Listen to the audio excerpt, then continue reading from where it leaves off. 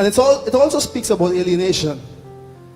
I hope this song would have gone away, but it seems to just be coming back and coming back again. It's a song I call 1990. So from the ghettos of Trinidad to the ghettos of LA, the same story.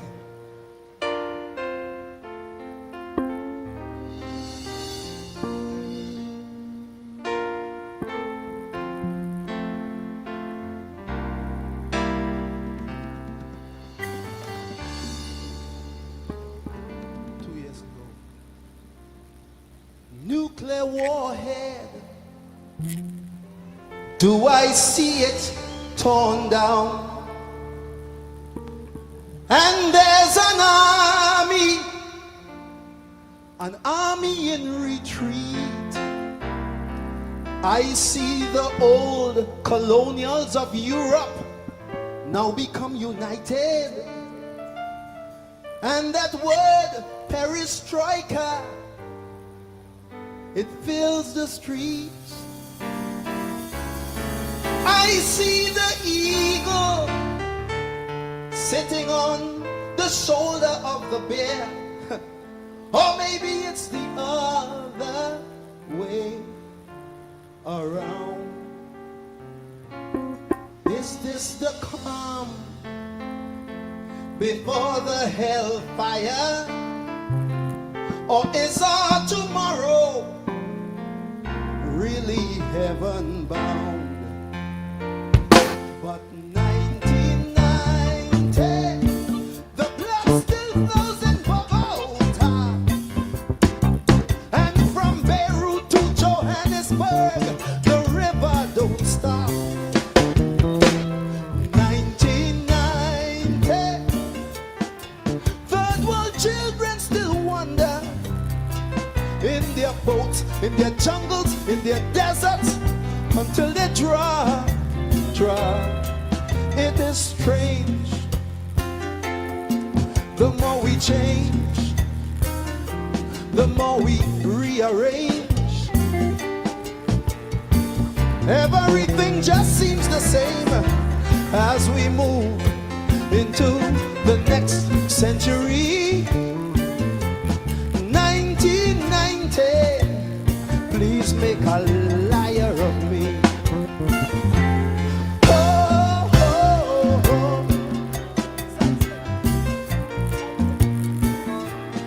Oh, oh, oh, oh, yeah, yeah.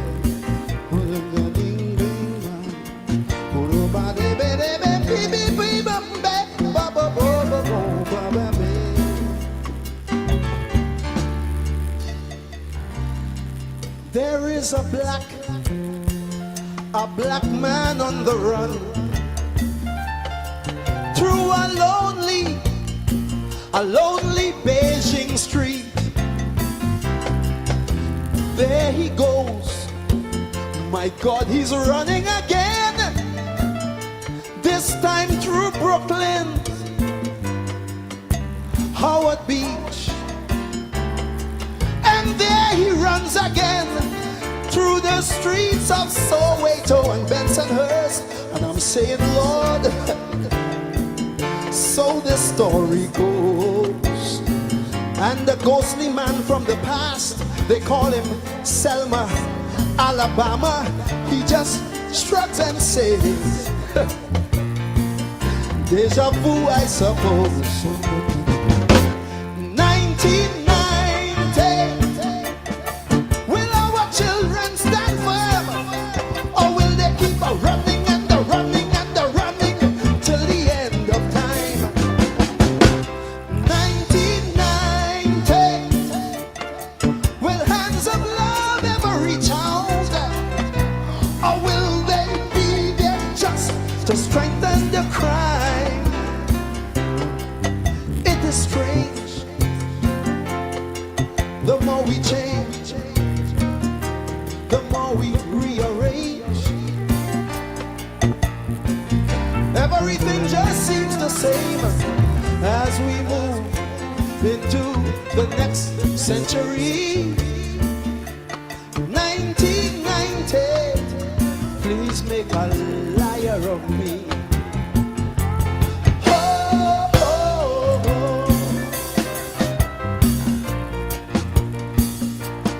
Oh, oh, oh.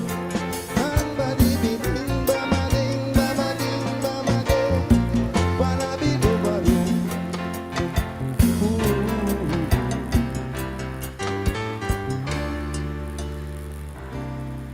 LA's burning down.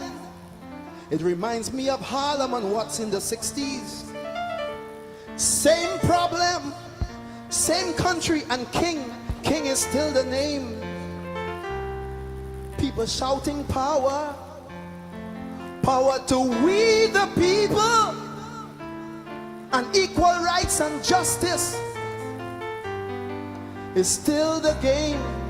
I remember over 25 years ago, America stood up and said, this won't happen no more.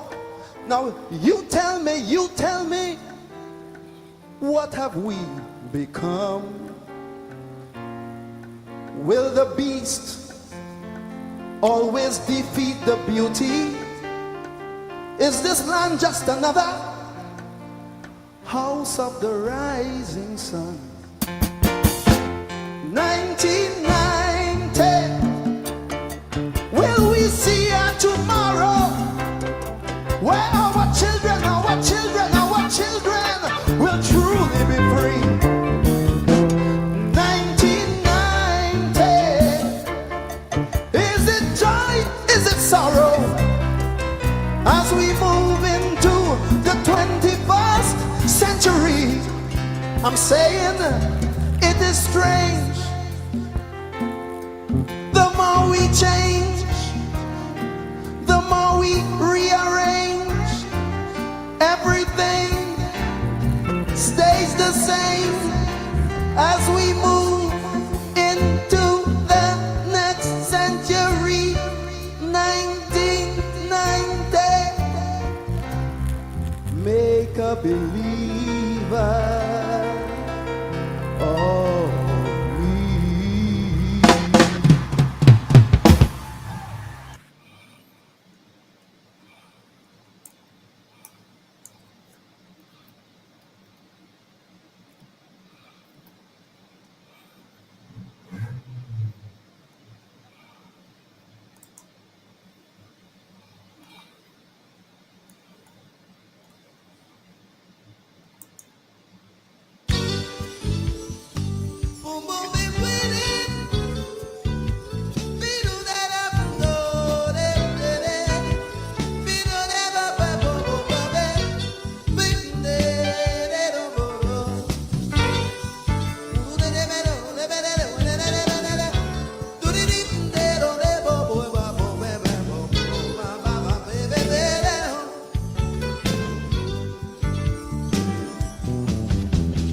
you don't have to cheat to be a winner. You don't have to steal to get it done. You don't have to lie and call me brother. Sometimes I think I just about had enough. Another war begins in South Africa. Oh my God. Another night of shambles, guns and knives. And the reason why it's so easy to discover is them diamonds in the ground worth more than my life. People make me cry. Sometimes when I'm alone, people make me cry. People make me sad. Some people in this world, they make me sad. Oh, been there.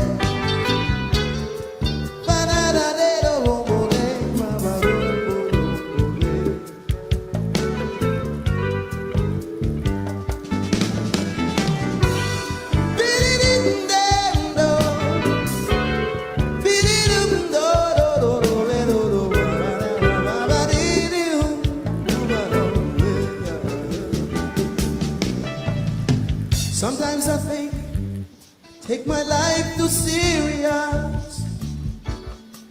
Yes, there are many things I still don't understand,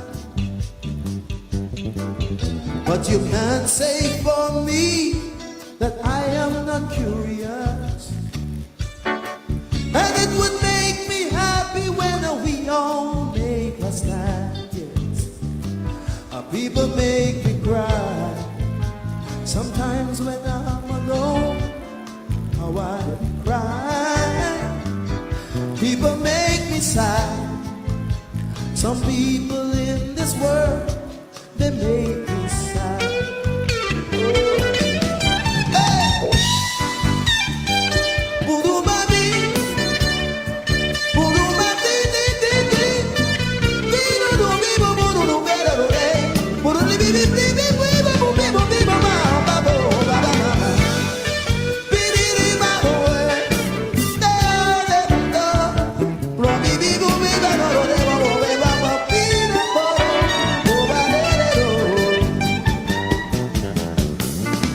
Sometimes I think I take my life too serious.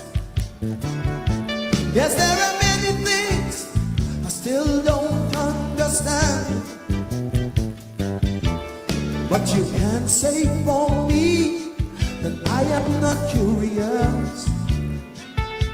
And it would make me happy when we all make a stand.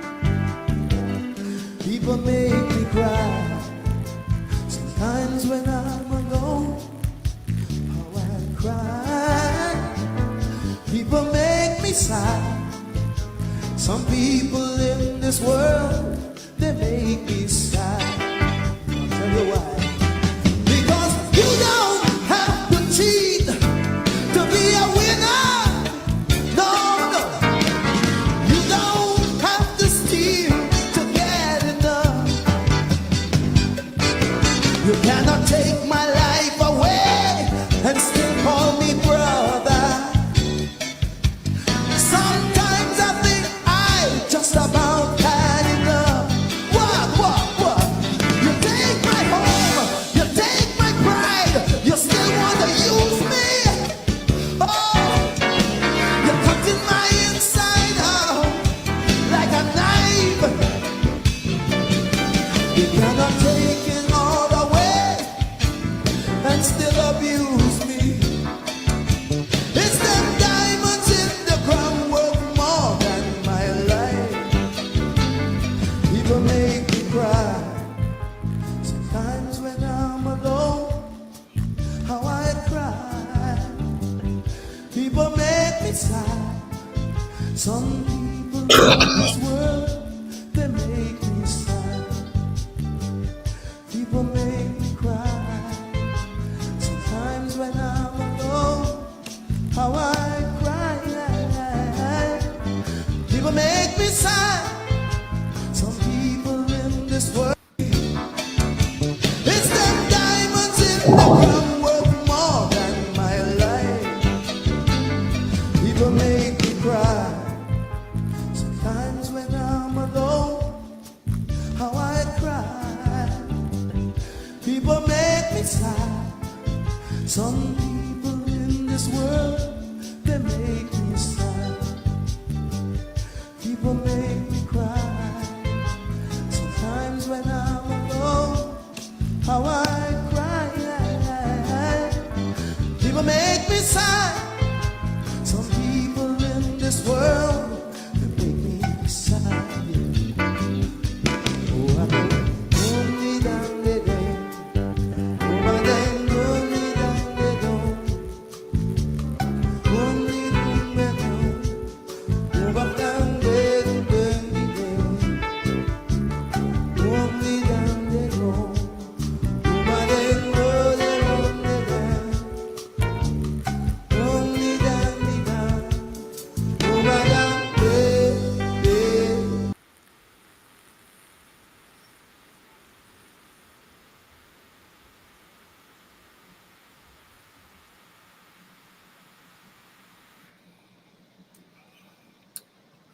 People make me sad. People make me sad. Happy New Year. we must, as we must, say Happy New Year, happy 2026. When I die, put on my tombstone that I love the Caribbean. I love being Caribbean. I love being black. I love being black. I love being West Indian. I love being Guyanese. I love being Guyanese. Tell it to the mountains that I enjoyed all my identities. Suppress none. Sometimes people make me sad. Sometimes my country makes me sad. But we come back always, because the mission is to make this world a better place than we met it. So many of us have not had the good fortune to express ourselves in the public space. And so some of us, with the blessings of God and the ancestors, must shout louder than we would have normally shouted.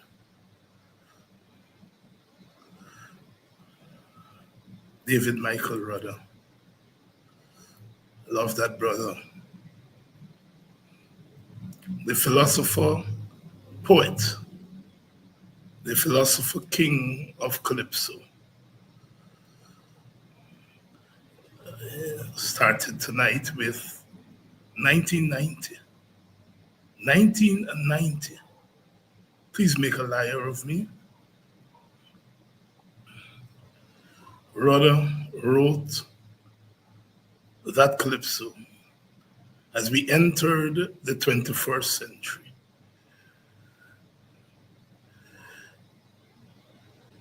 And predicted that the more things change, rearrange, everything remains the same.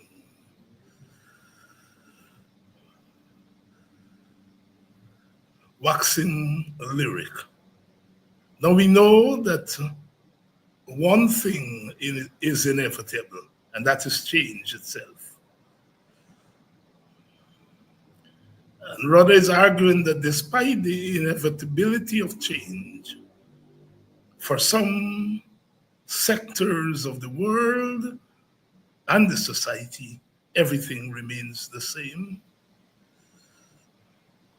And he asks the world, please make a liar of me. Please make a liar of me. Good evening and welcome to Politics 101. We have been gone for a little while. It's the festive season, Christmas and New Year and everything that comes with that. And we too must take a break to reflect, to reminisce,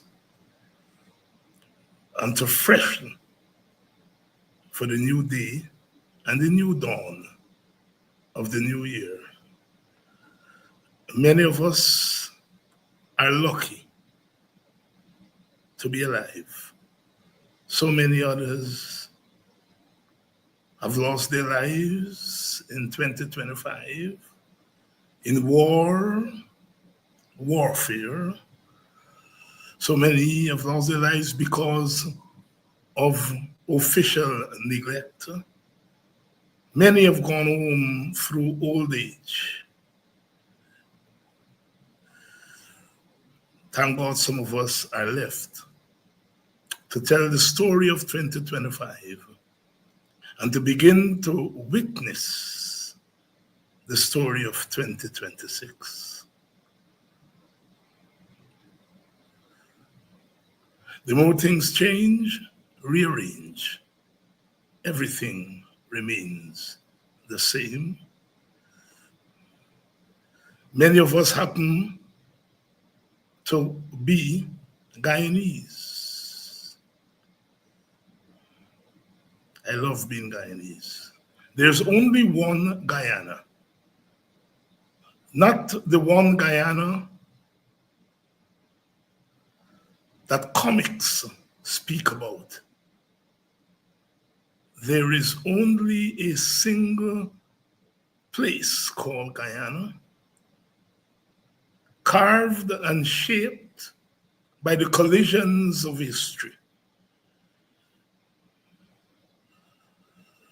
Here we are on the northern tip of South America.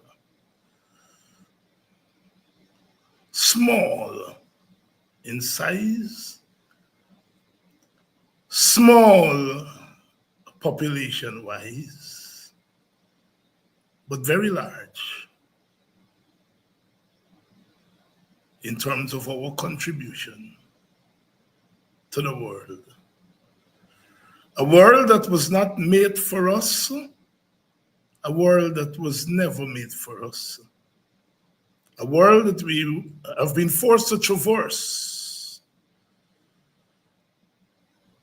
and a world that we are constantly talking to, talking for, and talking about.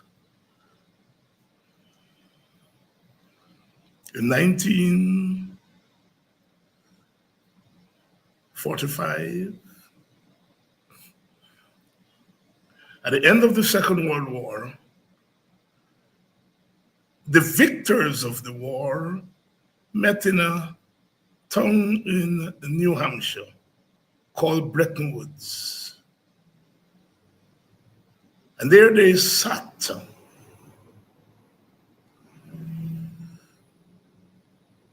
and very carefully chartered an order for the world, a new world order. A new world order. It was called the Bretton Woods Agreement or the Washington Consensus.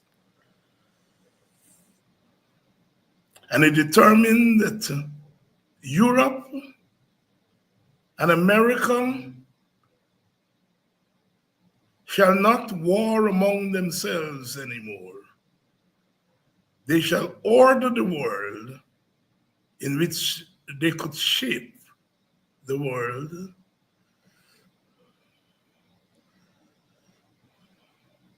They created institutions to ensure that this new world order would prevail.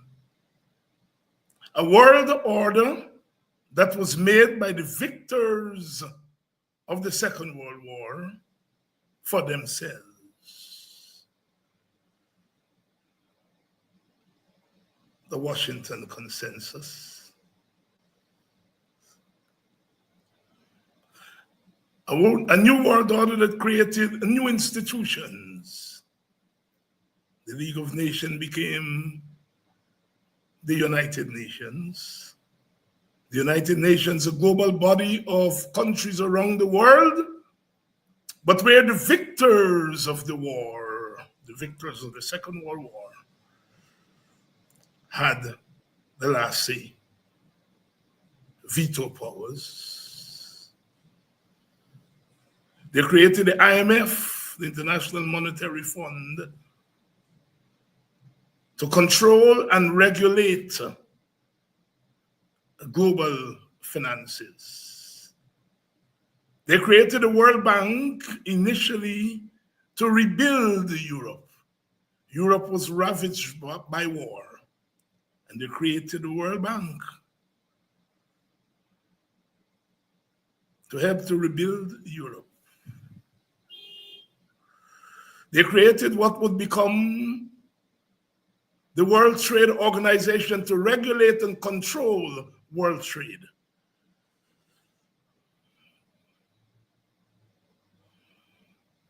They created mega armies, NATO and Warsaw Pact, regulation and control of the world by the victors of the Second World War was complete. There was no Jamaica, no Trinidad and Tobago, no St. Lucia, no Guyana. We were colonies. And so a world was created for others and not for us.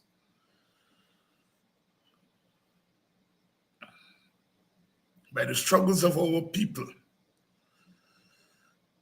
we force the colonizers to release their colonies.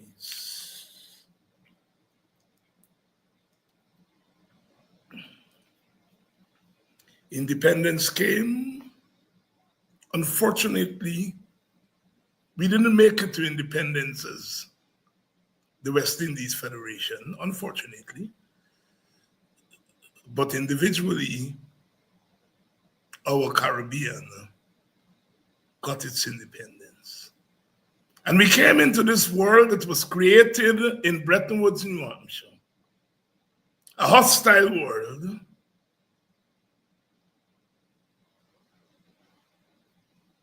A world which did not need islands anymore because sugar was dying. Europeans had found other things to sweeten themselves. And the death of sugar meant that we, the Caribbean, were coming into a world empty-handed. We came into a world with no armies. All we had were our minds. We came into the world with no nuclear weapons, but we confronted a world that was dominated by nuclear weapons. We came into a world without mega armies, but we were confronted by mega armies. We came into the world as expanded plantations, post-plantations, where the plantation had shaped our oppression for 4 centuries. And today, at independence, the plantation was still there. Post-plantation societies in a hostile world that didn't need islands for sugar anymore.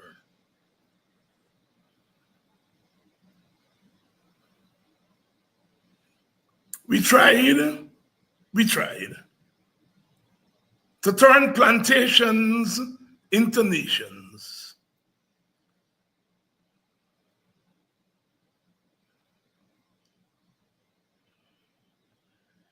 We tried. We came into a world with populations that were not formally educated.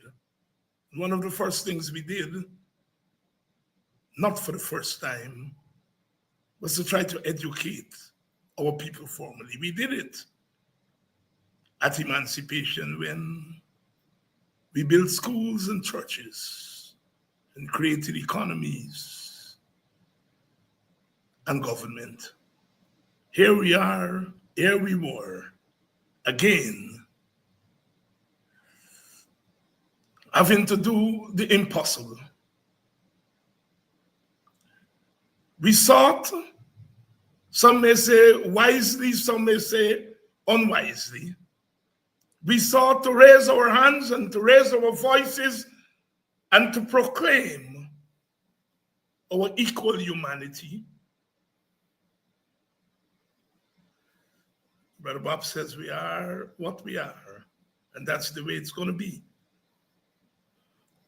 We try to shape a new way in the midst of prevailing powers. Which didn't want independence for post-plantation societies. In some cases, as in Guyana, the consequences of colonial expedition meant that people from different parts of the world were forced to share spaces,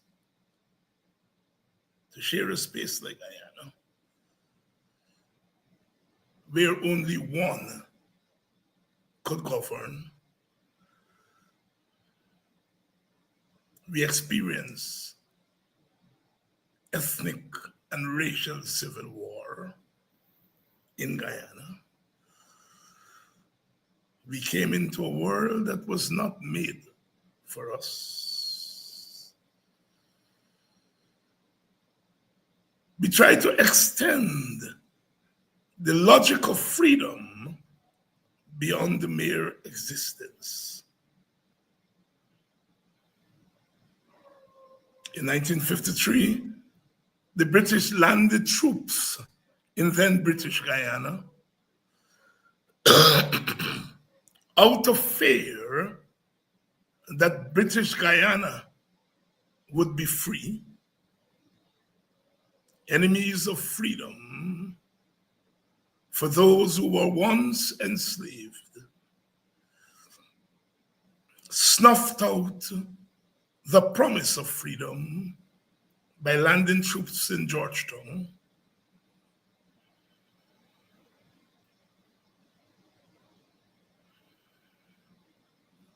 In 1983, in the midst of a brave effort by the people of Grenada to signal its intention to be its own boss, triggered the landing of troops in 1983 in St. George's.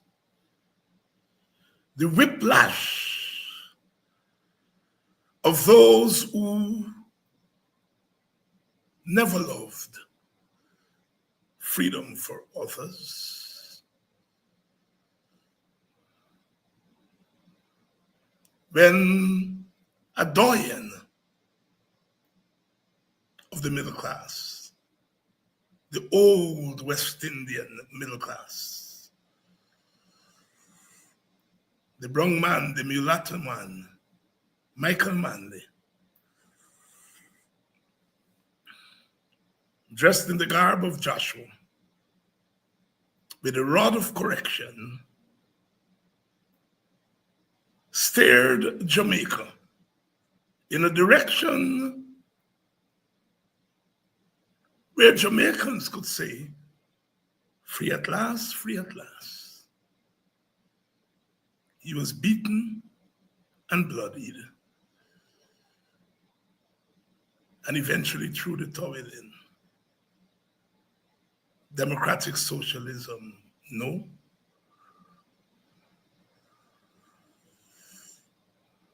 Amidst all of this, the Cuban people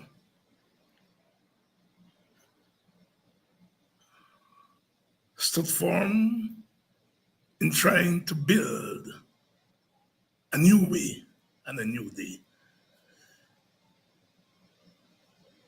We lived in a world that was not created for us. By the time the walls that separated the Eastern victors from the Western victors was torn down,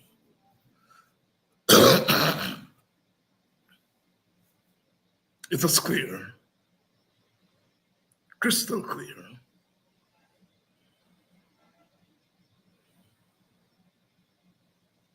that freedom, if you're small, would mean very little.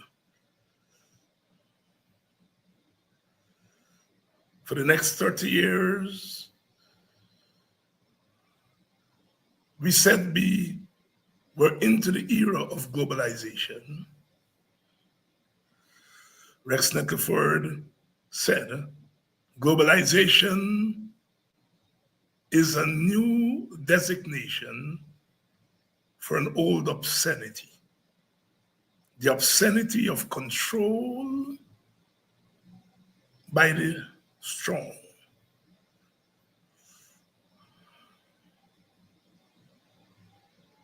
And so today, here we are,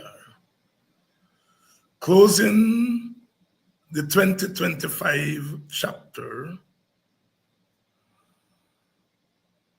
and opening the 2026 chapter in the most dramatic way.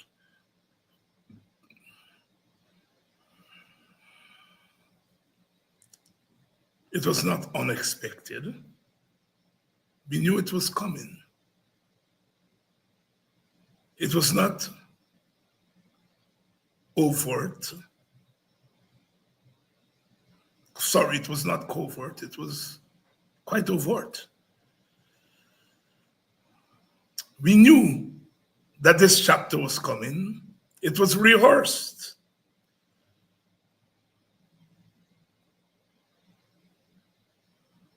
And so, when the United States landed forces in Caracas, snatched that country's, Venezuela's president, away. As David Rudder said, there was nothing new about it. The more we change, rearrange, everything remains the same. Aristide was snatched from Port-au-Prince. Remember? Manuel Noriega was snatched from Panama. Remember? Nothing new. The more we change, rearrange, everything remains the same. 1823, the United States says to its European friends, this is our sphere of influence. You shall not tarry here. The Monroe Doctrine, which has been upgraded and updated so many times, but it's still the Monroe Doctrine, where might is right, strength is power, and power is right.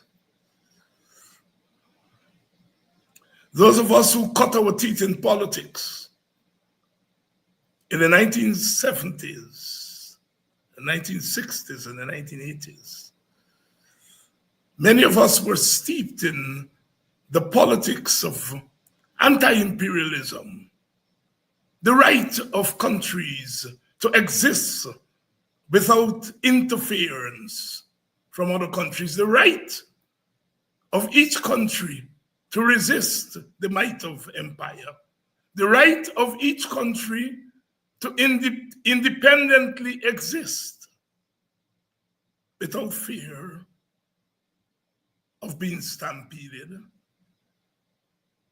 We were and we are still anti-imperialists. But the cries of anti-imperialism from the left of the political center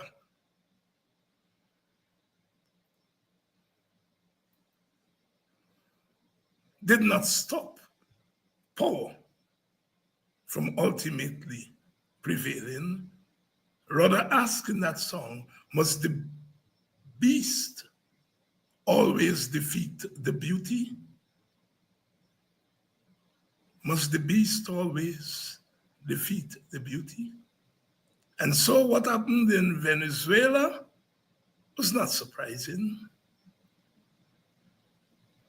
Our anti-imperialism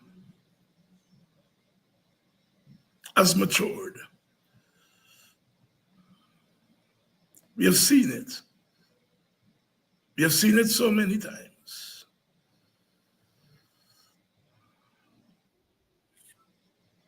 Tongues are wagging today.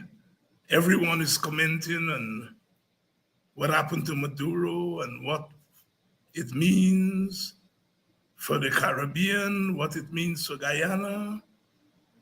Many are hoping that the Americans would land troops in Georgetown and snatch away some Maduro-like authoritarians in Guyana.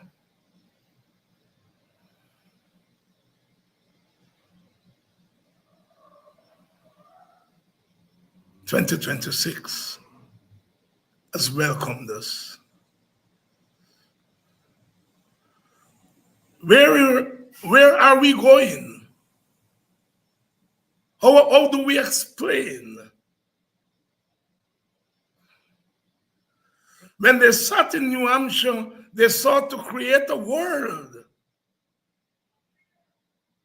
that would insulate Europe from war. They created mega armies. Never again would European countries go to war. Never again. What ensued is that European countries intervened over and over in the countries, the new countries, those who were not at the table in Bretton Woods, New Hampshire. That is the fact of our existence over the last 7 decades. What does this all mean? We saw the rehearsal. Trinidad and Tobago fell in line. No anti-imperialism there.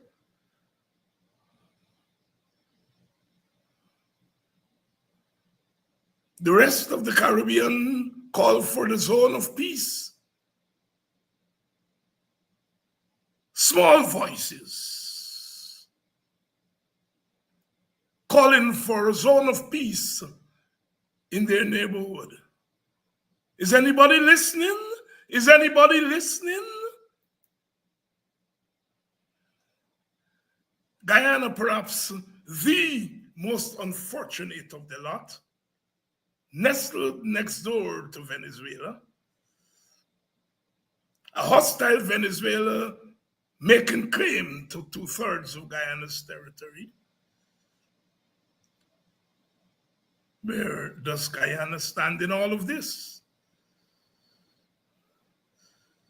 It was clear that Venezuela would be the theater of what I am referring to as the New World Order. I think we are witnessing the unfolding of a New World Order. We are making a transition from Bretton Woods, from the Washington Consensus, to a New World Order. The three superpowers, Russia, China, the United States, and some minor superpowers, the BRICS group, Indian, South African, Israel, and it's a new world.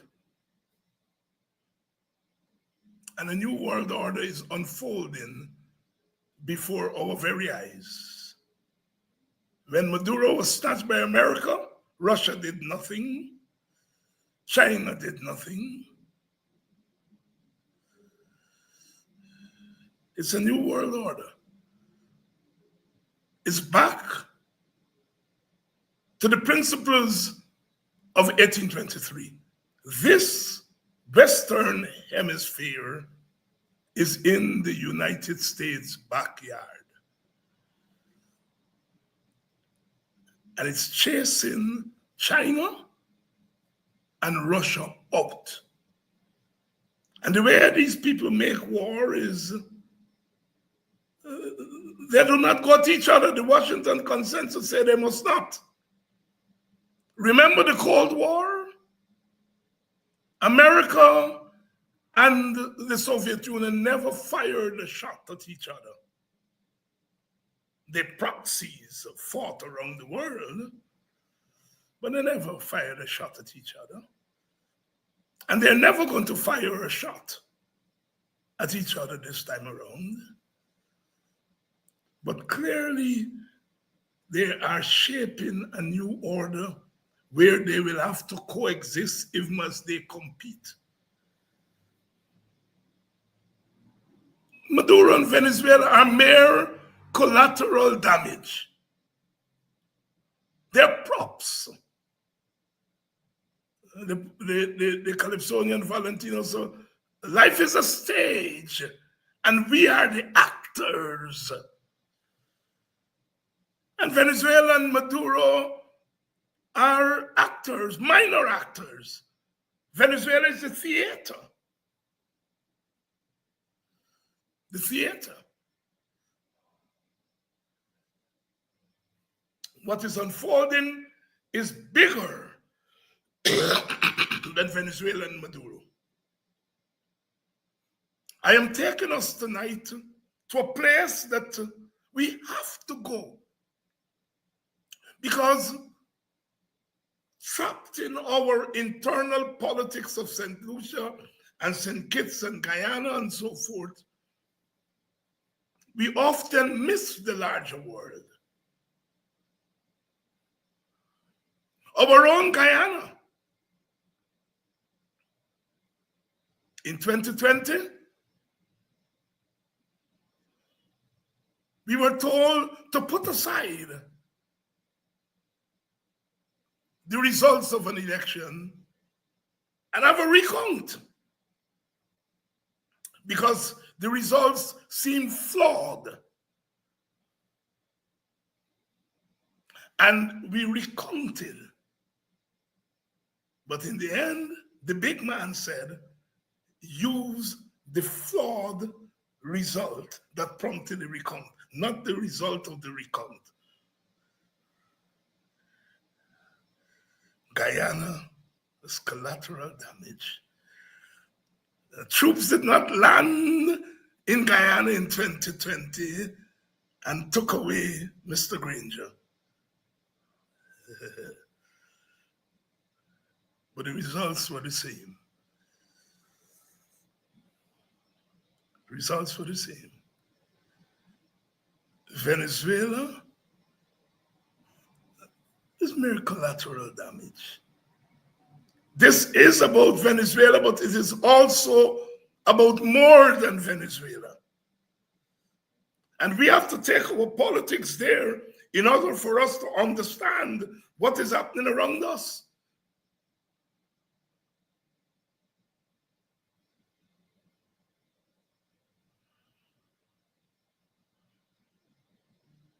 I am tired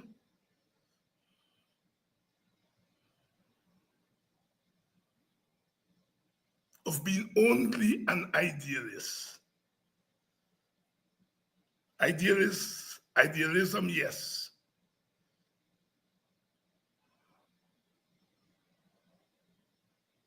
But I have lived long enough in the political world to know the limitations of idealism. The ideal world, often small nations like Guyana, we look out the window and we ask for the ideal world, the zone of peace. That's the ideal world. One of my favorite hymns in the Anglican hymnal, when comes the promised time, that war shall be no more, and lust, oppression, crime shall flee thy face before. We're always dreaming of the ideal world. I don't want to say tonight that we should stop dreaming.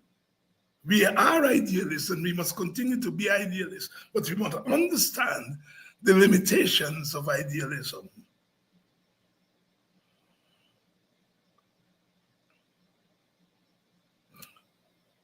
The ideal world is only ideal when those with the power to keep it ideal decide to. When those with the power to disregard idealism decides to do so, idealism goes for a vacation.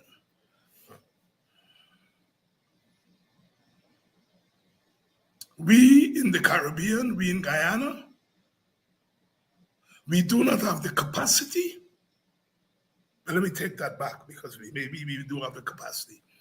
We don't have the capacity. We don't have the scope. We don't have the leverage to determine what happens in the world, what happens in our own countries. Let's get that straight. We vote every 5 years. And we say, oh, look what Wynne has done. And look how the APNU is destroyed. And the PPP has a landslide. And all of that has very little to do with us Guyanese.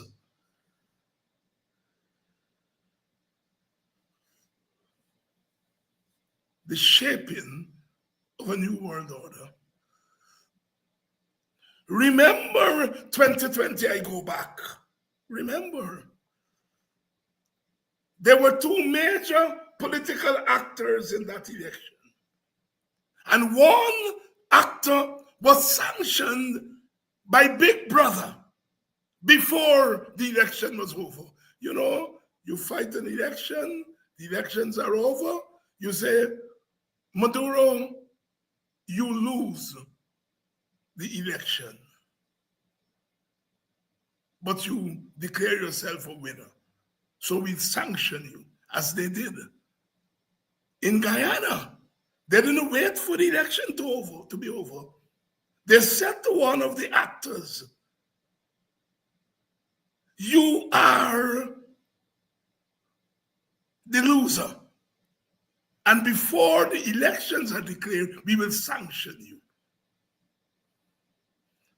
The New World Order. Is anybody listening? Is anybody listening? The New World Order.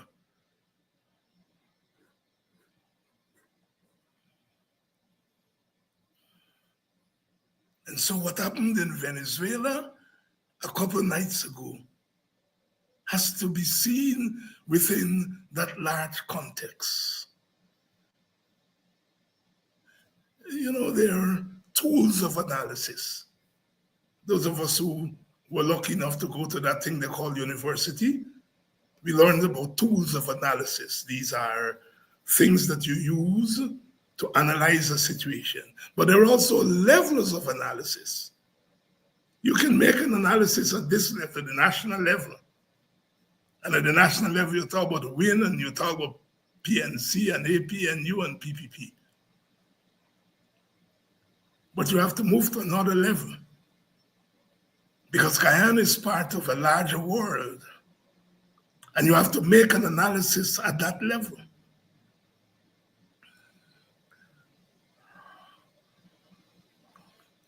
And we have to understand how the forces are operating. Many of us are talking about Trump and the Trumpian style, and Donald Trump goes in and he himself say, you know, he personalizes what happens there. But what happened there is not a personal Trumpian thing. What happened in Venezuela is a larger global systemic effort to signal to the rest of the world that this is how it's going to be.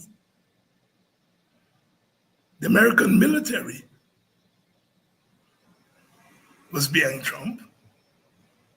They're going to debate in the Congress of the United States, and they will have different views. So many American Congress people are saying that the government was wrong. The government violated international law,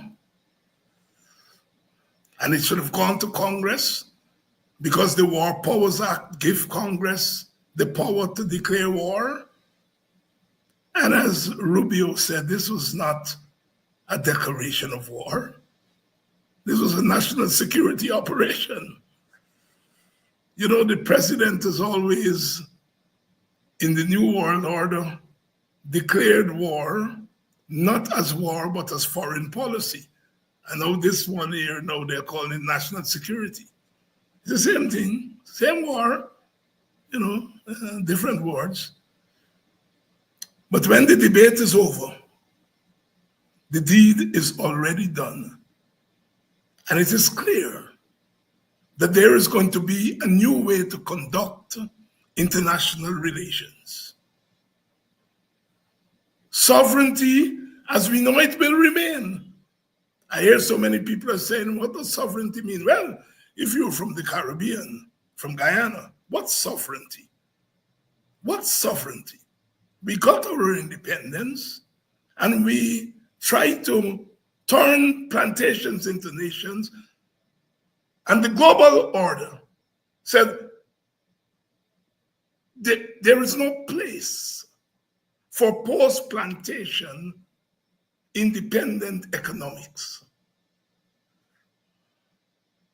You can cry loudly about your democratic socialism or your cooperative socialism. At the end of the day, you have neither the capacity nor the leverage to decide for yourself what you will be.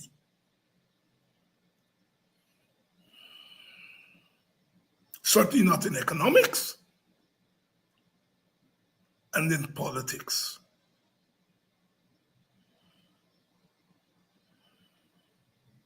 A new world order is unfolding before our very eyes. And we small countries are on the periphery of that order. On the periphery of that order. Guyana has oil, about 30 billion barrels. That's a lot for a little country like Guyana. And one would think that with oil comes leverage. Maybe in the case of Saudi Arabia, oil brings leverage. Maybe in the case of Iran, oil brings leverage. Not in Guyana. Guyana is as weak as it has always been on the international scene. The coming of oil to Guyana does not give Guyana the leverage that petrostates have. Venezuela used to be a hemispheric hegemon. Flexed its muscles because it had oil, large army.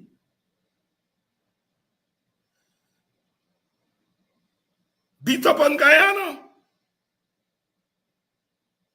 Today, it is brought to its knees. It's no longer the regional hemispheric hegemon that it used to be. America is saying to us, the Western Hemisphere is in our pocket. It used to be in our backyard.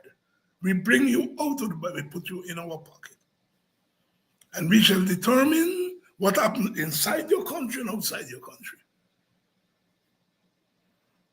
I think that Donald Rumsfeld used to talk about the known knowns and the known unknowns. Well, the known known is that America is the greatest and most powerful country in the Western Hemisphere and perhaps in the world. And it can break, and it does break,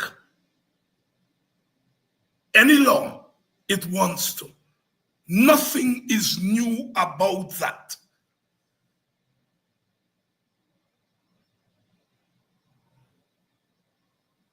Nothing is new. No United Nations, no international court will stop a powerful country from doing what the United States is doing right now.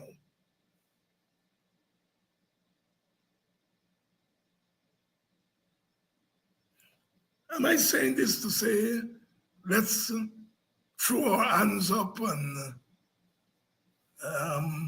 just bow down? No, that's not what I'm saying. I'm talking about what is known, a known fact. Guyana has 30 barrels of oil. It got 5,000 people in an army.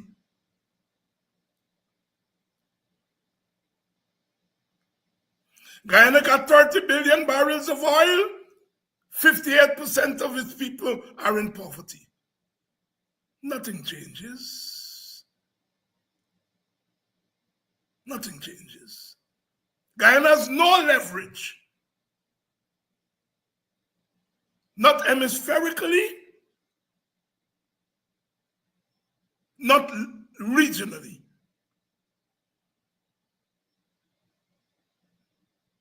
What does Guyana do?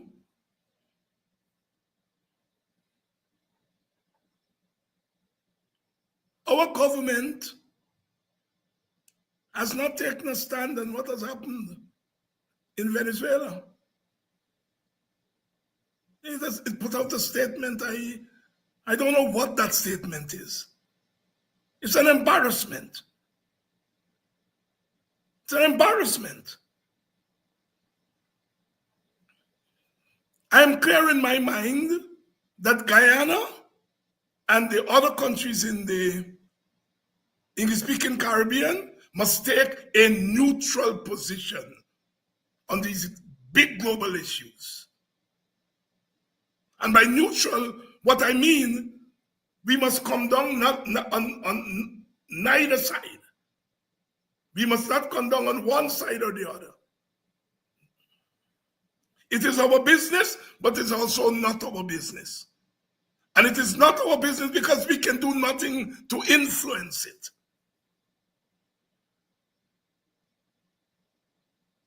And so I am arguing that Guyana should take a neutral position here. Venezuela has been a bad boy to Guyana. Very bad boy. Maduro has been terrible to Guyana.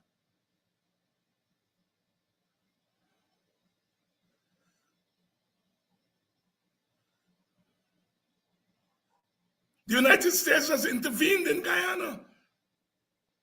When the British landed troops in 1953, it was at the origin of the United States. The United States has influenced regime change in 1964. In 1992, in 2020. So we know in Guyana about what the United States can do.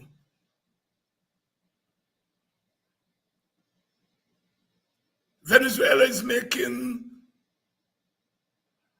universal claims to Guyana's land. And by universal, I mean all of them. Government, opposition, Maduro, Machado, all of them. All of them.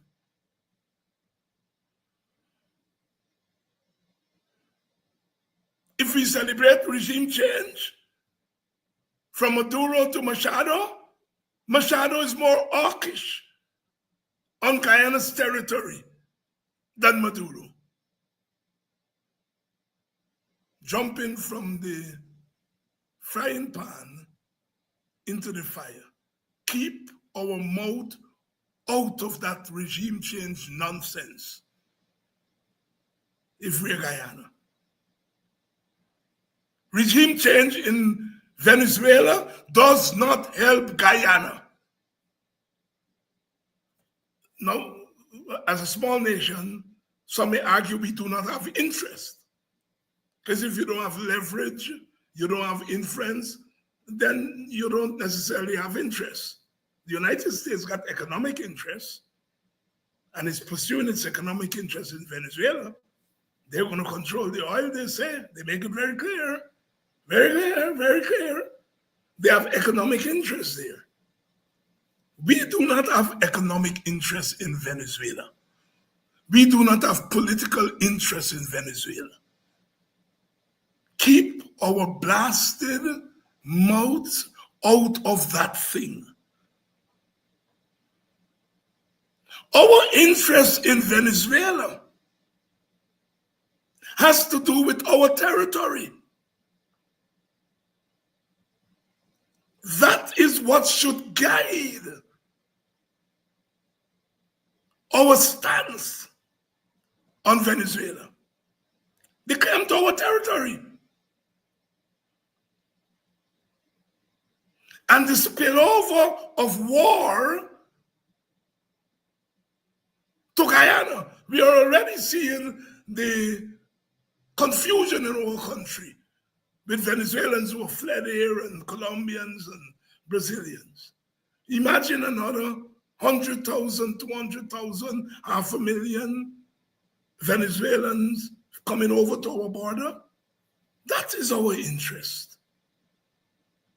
So our interest is the level of migration from war and destabilization. And with that migration, coming here, saboteurs.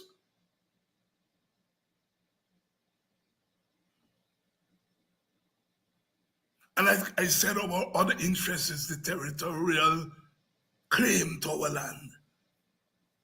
Those are the two things that ought to guide us. I wish that we can go on a soapbox and say how bad regime change is. Of course regime change is bad. But that's not Guyana's interest.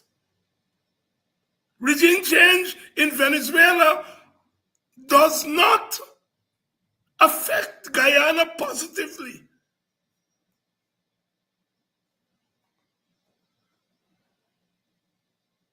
So take our mouth out of that regime change thing.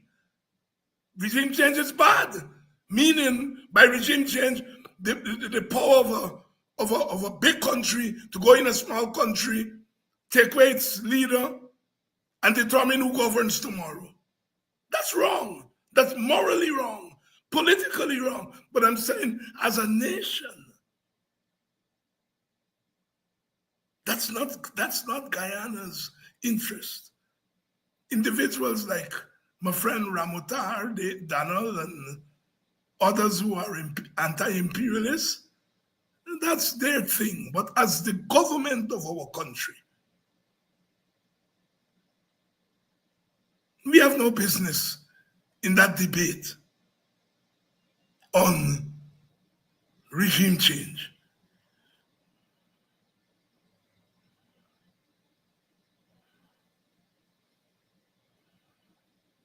What is happening there? We must ask, in Guyana, how is it going to affect, in a positive way, the territorial thing? And it does not. It does not.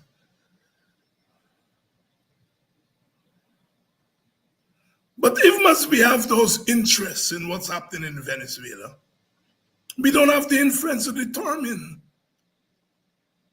what goes on there and what the outcomes are. We don't have the leverage. We are not at the table.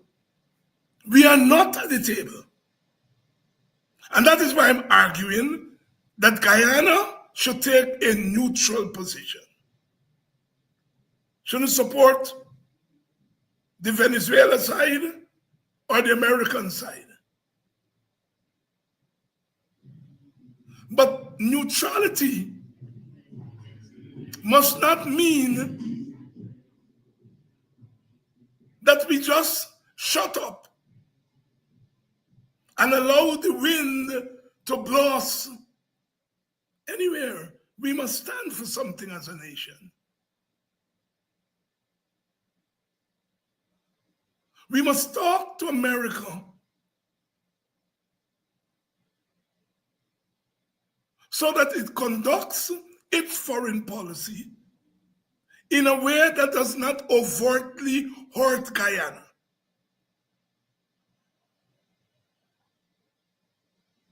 You know, during the Cuban Missile Crisis in 1962, that was the closest the Americans and the Soviets came to war, when missiles were discovered in Cuba, and the American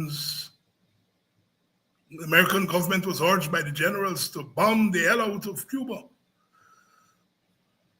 In the end, they didn't have to. The Soviets removed the missiles, and the Americans had some missiles, I think, in Turkey, and they removed them.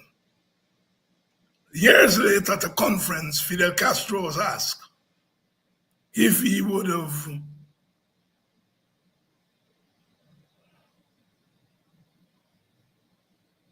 turned the switch on the missiles that were pointed at America, and he said yes. The Venezuelans, under duress and the manners in by the United States, could turn their weapons on Guyana.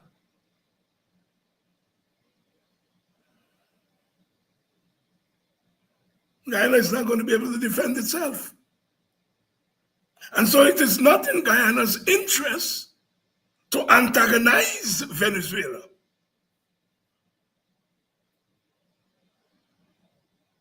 It is not in Guyana's interest to antagonize America.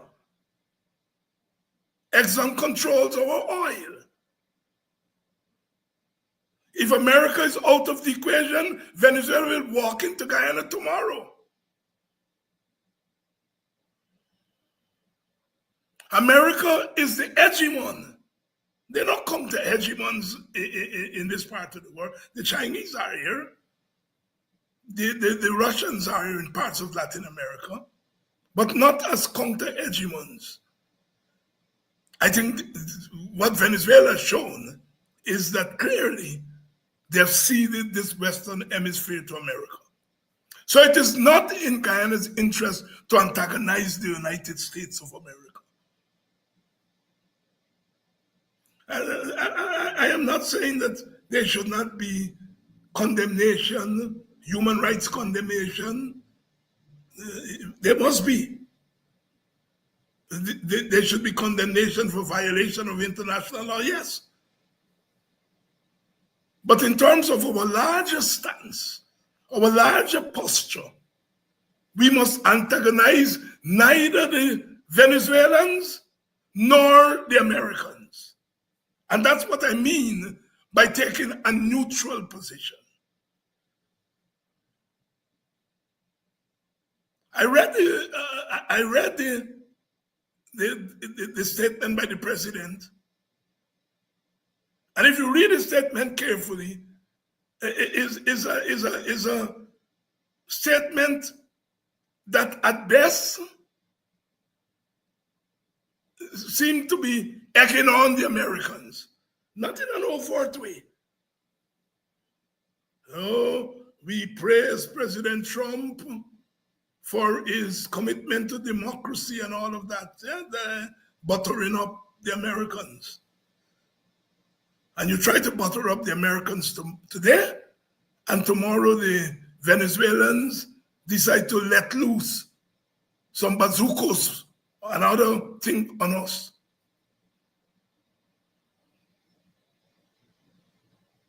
Clearly, the Americans are our friends. Clearly, that is clear.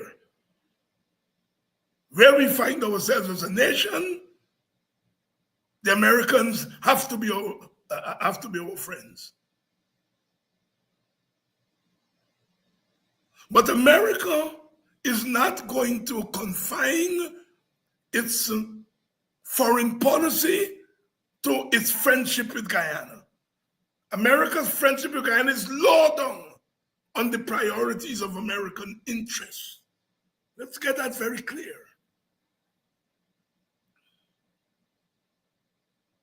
And so, yes, America is our friend. But America could abandon us tomorrow if its interest is not served by that friendship. That's how big countries conduct foreign policy. And we have to get wise. This is not the 1960s and 70s when we were guided by an ideological, position against imperialism and etc., etc. And, when big countries fighting each other, we take one side over the other. We have to be very careful in this situation. We cannot antagonize the Americans because if they are removed from the equation, we're dead. We should not antagonize the Venezuelans because they could decide to lob some bombs across the border to us.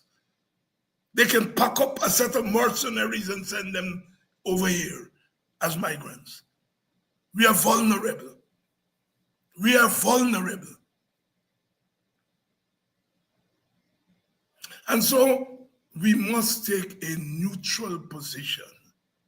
But that neutrality must be grounded in principle. It mustn't be a neutrality that is opportunistic. It must be grounded in principle.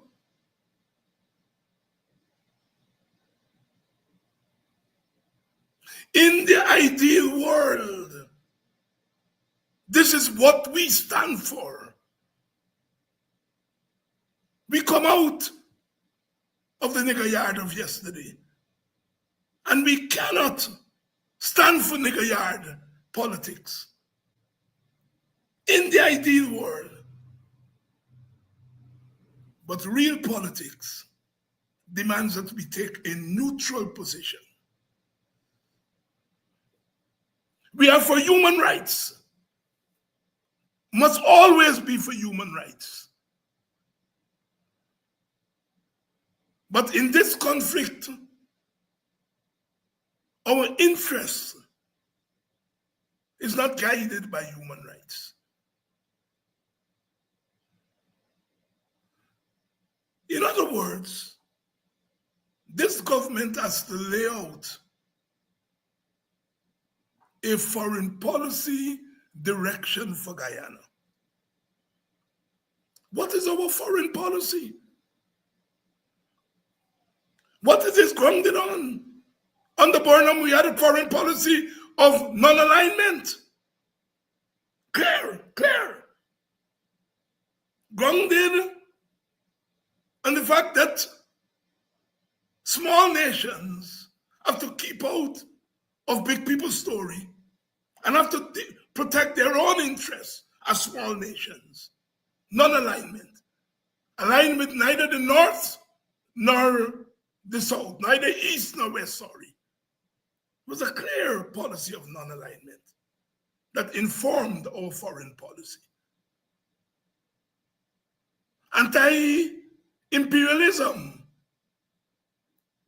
informed our foreign policy in the 60s and 70s and the 80s. Anti-apartheid defined our foreign policy. So our foreign policy was determined by non-alignment, anti-imperialism, anti-racism. That is why Michael Manley and Fox Burnham were loud voices for a new world economic order, a new world information order. We have moved on from then. And we have to craft a new foreign policy in this new world order. And when I look at that limp statement by the government, I'm not encouraged. It does not betray an understanding of the global imperatives. It does not betray an understanding of what is unfolding before us.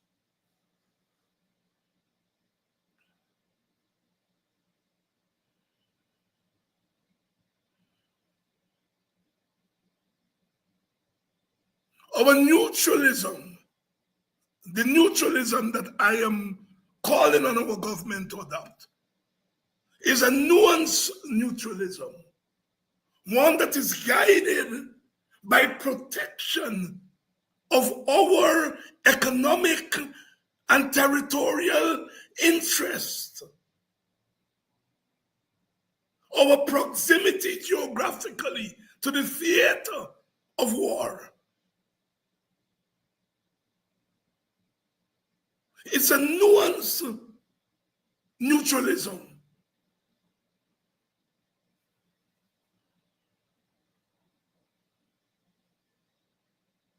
Because we are caught in between and betwixt. No.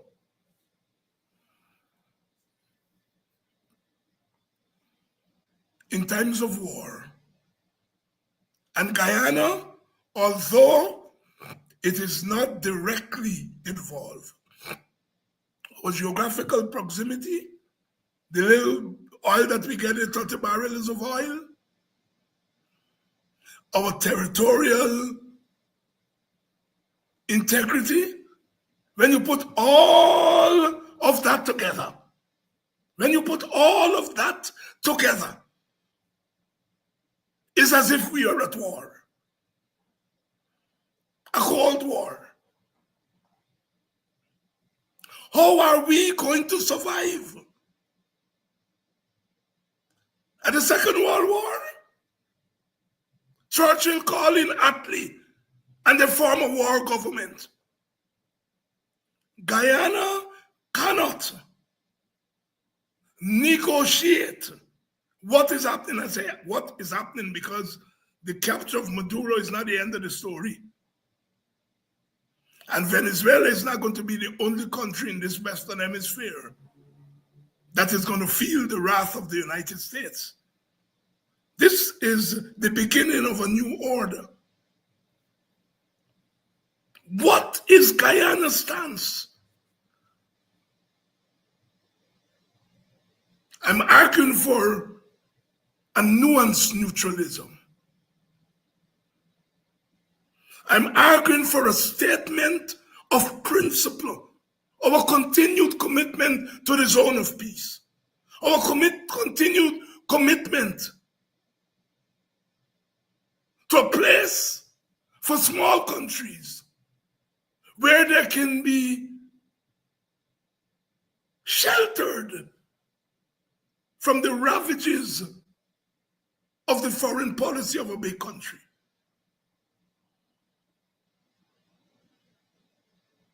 Must be grounded in the notion of self-determination for countries.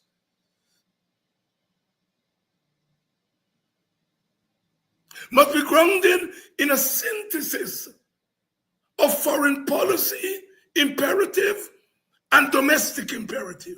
What do I mean? You can't call for democracy internationally. You can't call for no regime change internationally. And you're engaged in regime change in your own damn country.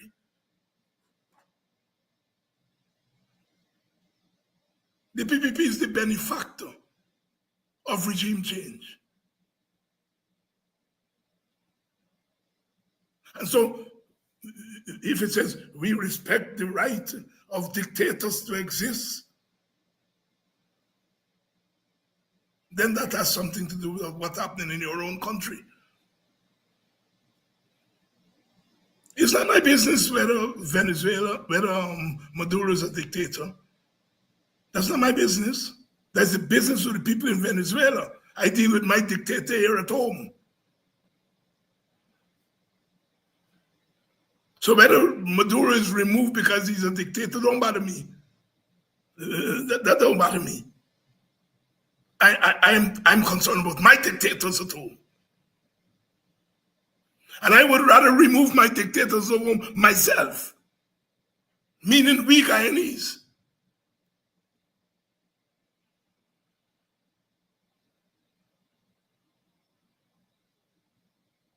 So there's some issues, not. But that limp statement by the government doesn't offer encouragement to Guyanese. And we are in a precarious position. We are vulnerable. And this government must move from a foreign policy by a party to a foreign policy by a government. Sorry, foreign policy by a party to foreign policy by a nation. This business is not about a government. In Guyana, government and party is the same thing. We now have to talk about the foreign policy of a nation. That is, we must have a national approach to foreign policy. This is not about the government. The government is made up of one party. This is about the nation. When bullets and bombs are going to come over from Venezuela, God forbid, it won't got PPP and PNC and WPA and WIN mark on it, and AFC mark on it.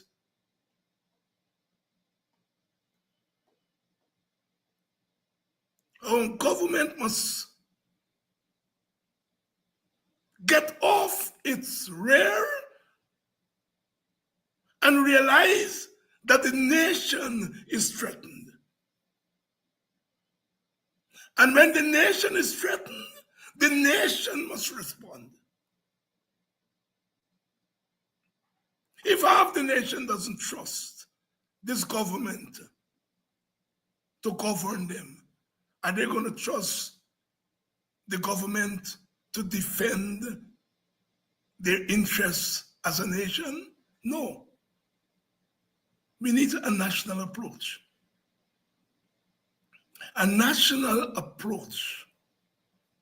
What a national approach does is that it brings ideas together in one place. We don't have a big army. We don't have nuclear weapons. We don't have big set of conventional weapons. And in international relations and foreign policy, when you don't have those things, the next best thing is your ideas. Your ideas. Your ideas now have to become weapons of protection.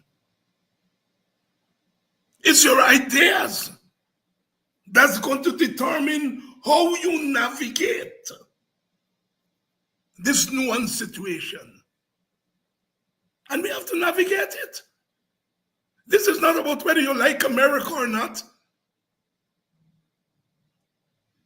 We don't need to antagonize America. Whether you like America or not, that's your personal politics. It may even be your party politics.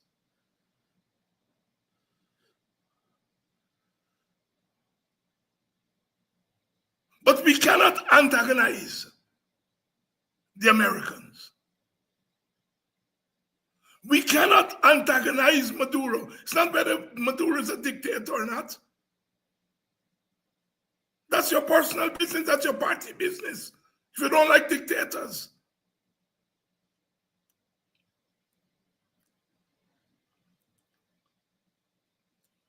You may like Maduro and the Venezuelans for what they did with their oil, the Petro-Caribbean, in helping the English-speaking Caribbean with cheap oil.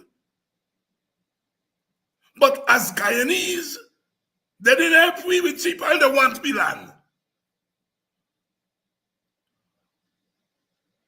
That is a known.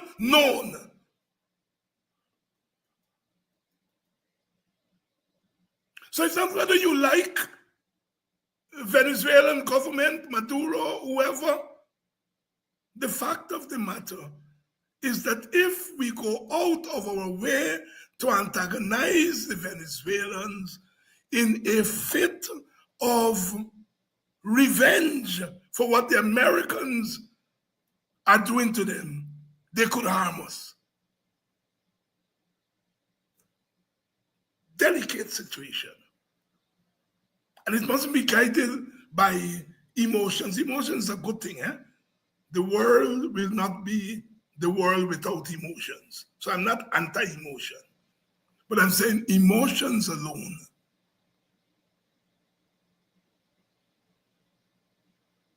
We cannot antagonize either of those two actors because both actors have the capacity to blow us away in a minute. And the assumption that the Americans are at Venezuela's throat does not necessarily mean that if the Venezuelans try to harm us, the Americans will necessarily come to our rescue. The Russians love Maduro. They didn't come to his rescue the other night. You see, what the Americans have done is something that sending foreign policy specialists in a tizzy. They've removed Maduro, but they didn't remove his government. The vice president is now the president, but she has been told, step in line. So it's not the classic regime change. It's not the classic regime change. Eventually, the Americans will engineer the Machado lady. They will say you have to hold elections. And we know they will bend up the elections. And the lady going to eventually get into power, the opposition lady. That's my prediction. But it is not just straight regime change where the government is toppled. They've weakened the government and they've brought the government in line.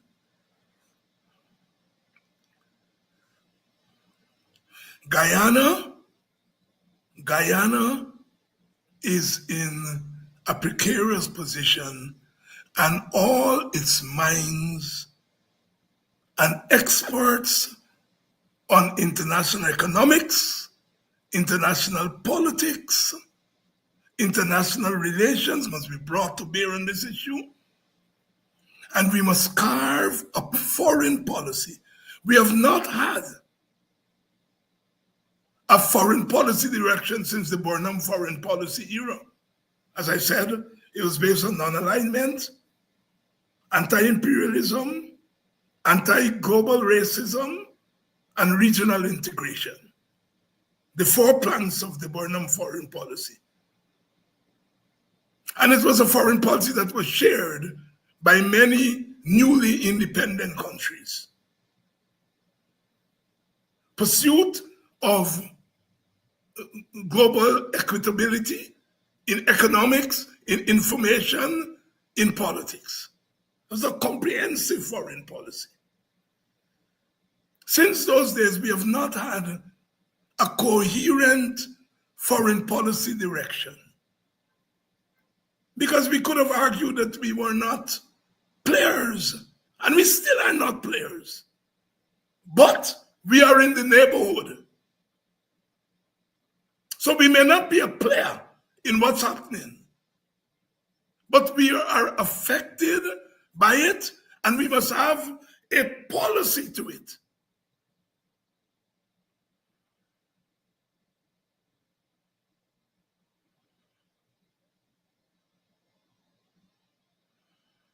Some may ask, but what is the difference between non-alignment and the neutralism you're talking about, Dr. Hines? There may be some similarities. Let's start there. lots of similarities between the non-alignment. Non-alignment, so you're aligning with neither north, with neither east nor west. In terms of this neutrality, there is alignment. There is some alignment with the Americans. So it's not a non-alignment, it's a neutrality in which there is some alignment. We are aligning with the Americans. They're extracting our oil. They are going to be our big protector, potentially, if the Venezuelans decide to go crazy. So there is alignment here. So this neutrality does have some alignment. There's a big difference between the neutrality that I'm arguing for and non-alignment. And I'm saying, despite the alignment with the Americans, we should still be neutral. And I think the Caribbean countries, St. Vincent and St. Lucia and Dominica, and those who benefited from Petro-Caribbean didn't get that right. Ralph and them did not get it right. That you could be grateful to Maduro and Venezuela for giving you cheap oil, but when it comes to your sister's territory in Guyana, oh no. Oh no.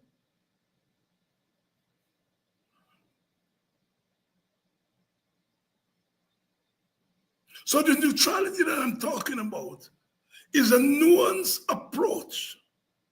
You antagonize none of the players because you could be harmed economically, politically, militarily by both. Guyana has to survive. I'm calling not for a government approach. I'm calling for a national approach. Two different things. You could have a government that is not necessarily national in nature. And our government in Guyana is not national in nature. It's a partisan government. And to get a national approach, you have to bring the various parts of the puzzle to the table.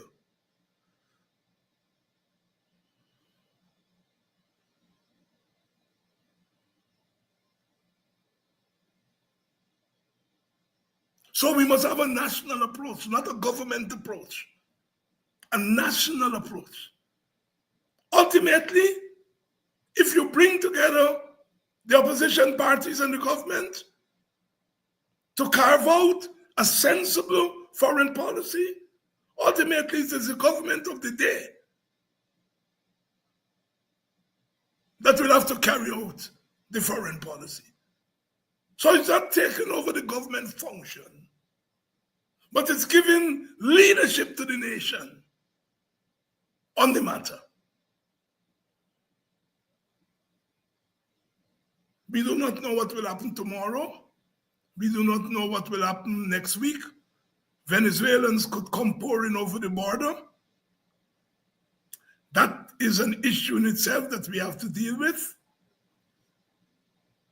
I don't know that our country, sociologically, politically, can deal with that. Economically, we may be able to, because we got oil money. And we could be able to deal with the economic needs and the economic imperatives of mass migration from Venezuela. But politically, we won't think, are they going to be voting? Who they're going to be voting for? How they will affect elections? So politically, we don't have a policy to migration. Sociologically, when you put ethnic groups together in one place, especially the immigrant populations are coming, it's going to be the natives versus the immigrants, fraught with danger. And we have not worked out a migration policy. How to deal with mass migration. And this is not migration that is willing migration. A lot of the migration is forced. People are coming from Venezuela fleeing hardship. Forced migration is different from voluntary migration. These are things that we have to work out. What is our policy? We have none.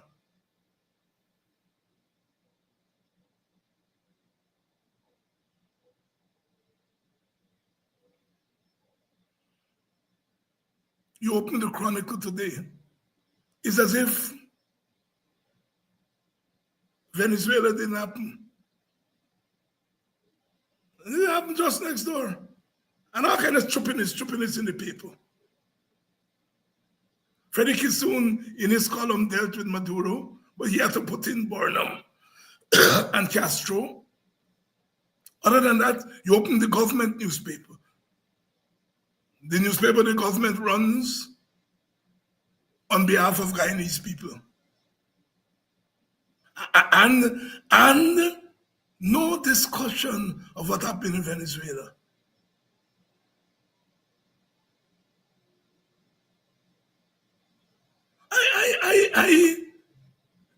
If that is informed by the fact that the government doesn't want to offend Venezuela, doesn't want to offend Americans, I am with you on that because that's where I stand.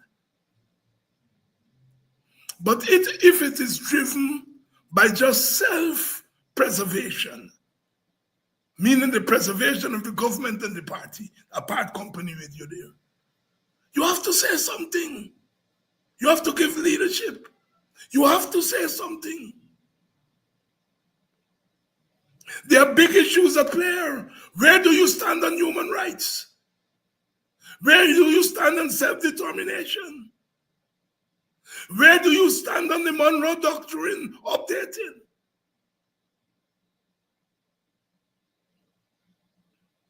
Here is where we stand. But here is our policy in spite of where we stand. You see, you have to be nuanced.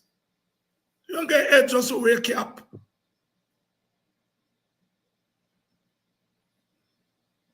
But to sit and say nothing is embarrassing.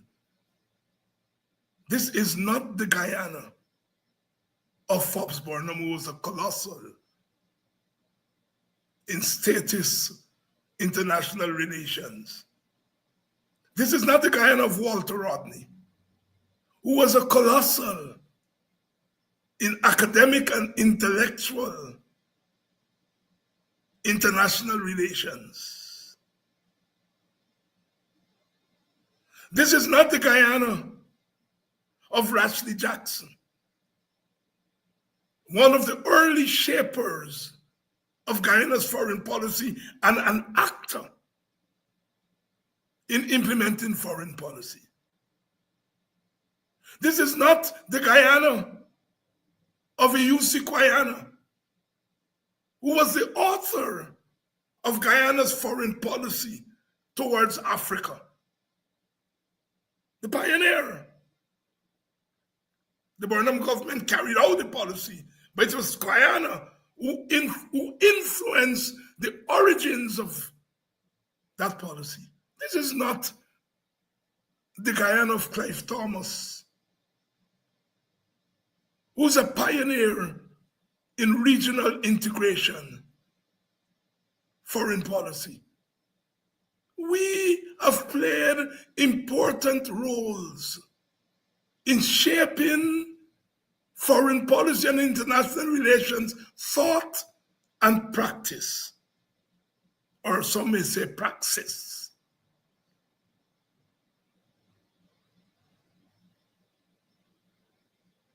And we have a government in which things are unfolding before our very eyes.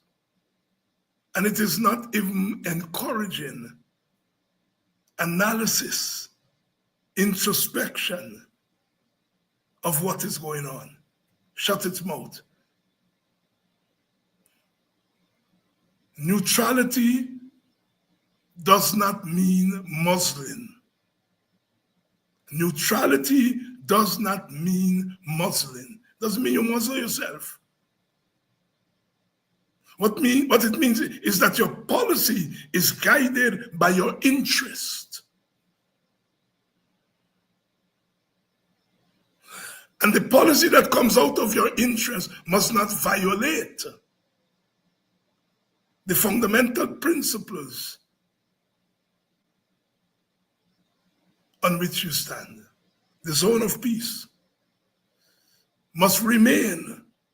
It may be hollow because it doesn't prevent America from doing anything. But as a principle that guides our world outlook, the Caribbean as a zone of peace. We are safer in the Caribbean when there is no war. We are safer in the Caribbean when there is no war on our doorsteps, the zone of peace. All we have ultimately are our voices. And we must use them sensibly. Sensibly.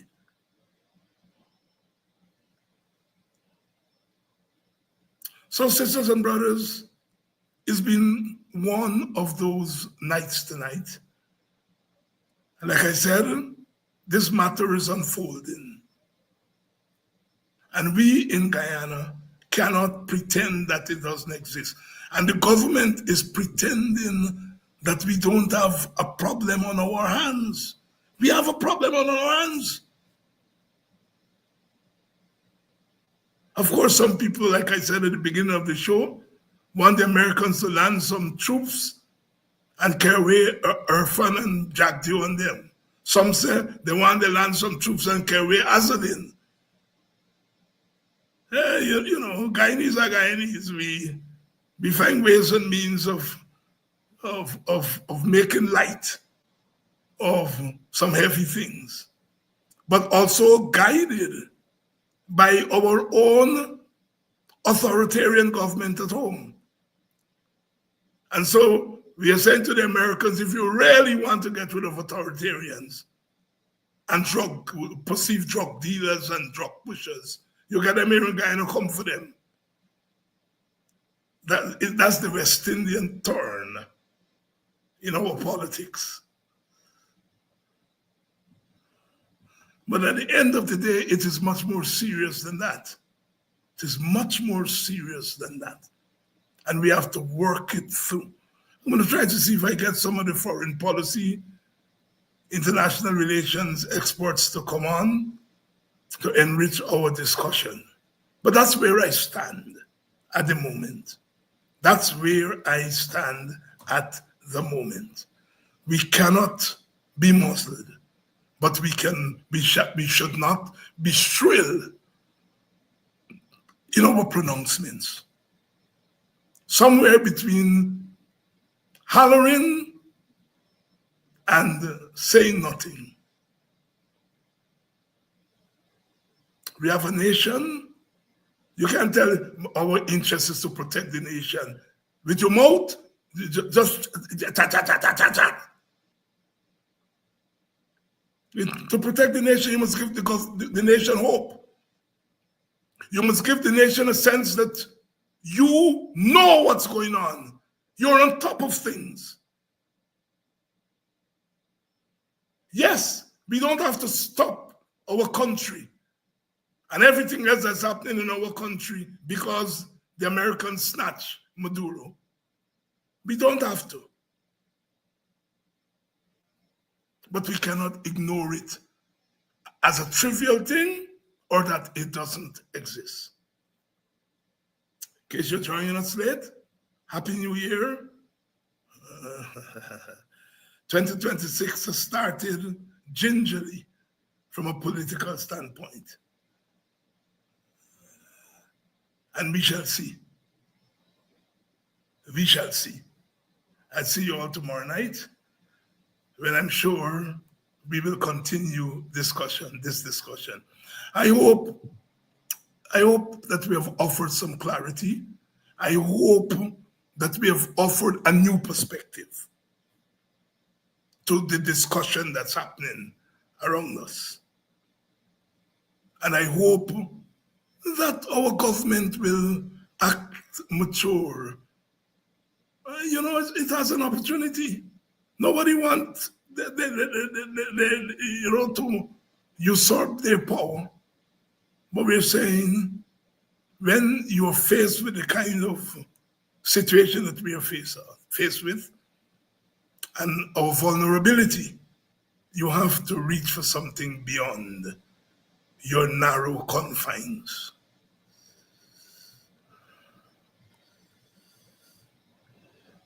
We will survive. I hope we do. We shall survive. I hope we do. Because ultimately,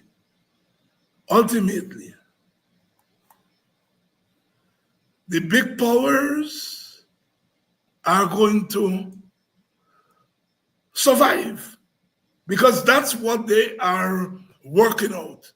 Their own survival. Their own survival.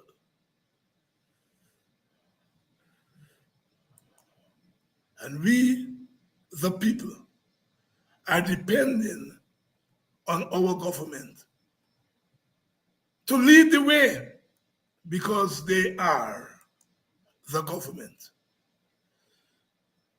I shall see you all tomorrow night.